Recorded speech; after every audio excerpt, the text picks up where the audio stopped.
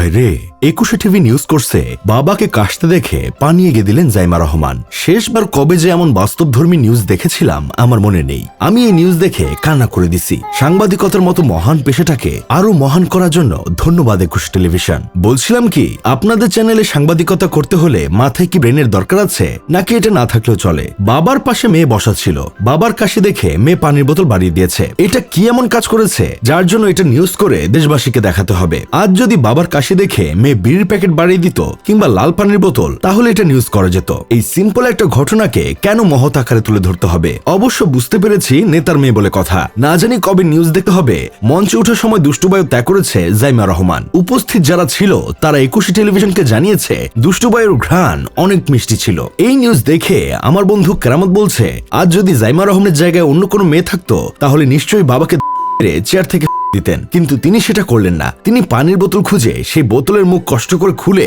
বাবাকে পানি এগিয়ে দিলেন। হ্যাঁ, এটাই পারিবারিক শিক্ষা। জাইমা রহমানের কাছ থেকে আমাদের দেশের মেয়েদের পারিবারিক শিক্ষা শেখা উচিত। বিদেশের মাটিতে বড় হয়েও জাইমা রহমানের ভেতরে যে পরিমাণ পারিবারিক শিক্ষা আর শালীনতা ফুটে উঠেছে তা দেশে বড় হওয়া অনেক মেয়ের মধ্যেও খুঁজে পাওয়া যায় না। তার জলজান্ত উদাহরণ হিসেবেই আজকের ঘটনাটাই সব প্রমাণ করে দেয়। মেয়ে হয়েও বাবাকে কাশতে দেখে পানি তুলে দিলেন। কেরামতের এমন কথা শুনে বুঝতে পারছি তারেক কোনার ক্রাশ খাইছে। এটা যদি জিয়া সৈনিকরা জানে তাহলে ক্রাশ খাওয়ার জন্য চান্দা চাইবে। কি আর বলবো মনের কষ্টের কথা। দেশে প্রতিদিন কত যে গুরুত্বপূর্ণ ঘটনা ঘটছে তার সঠিক ও দায়িত্বশীল সংবাদ কভারেজ আমরা খুব কমই দেখতে পাচ্ছি। সামনে নির্বাচন, এই একটি বিষয়ই যেন সবকিছুকে ঢেকে দিয়েছে। টেলিভিশন খুললেই দেখা যায় নেতাকর্মীদের পেছনে দৌড়ঝাঁপ। কে কোথায় গেল, কার সঙ্গে কার হাত মেলানো হলো, কে মসজিদে নামাজ পড়লো, কে মন্দিরে প্রমাণ করলো, এই নিয়ে ঘন্টার পর ঘন্টা আলোচনা। অথচ সাধারণ মানুষের জীবনের কথা কেউ ভাবছে না। বেশ অনেকদিন ধরে পুরো দেশ জুড়ে ভয়াবহ গ্যাস সংকট চলছে। কয়টা নিউজ চ্যানেলকে দেখেছেন এই সংকটটা গুরুত্ব দিয়ে কভার করতে? হাতে গোনা দু একটা ছাড়া প্রায় সবাই নীরব। যে গ্যাস সিলিন্ডারের দাম একসময় ছিল ১৩০০ টাকা, আজ সেই সিলিন্ডার ৩০০০ টাকা দিয়েও পাওয়া যাচ্ছে না। আপাতত বলে গিয়েছিল ১০ টাকা কেজি ধরে চাল খাওয়াবে। ইউনূস সাহেব সেটা বলেনি, সরাসরি চুলা বন্ধ করে দিছে। একসময় পান থেকে চুন খসে পড়লেই স্লোগান উঠত, আয় তোরা রাজুতে আয়, আয় শাহবাগে আয়। সামান্য ইস্যুতে রাজপথ উত্তাল হয়ে উঠত।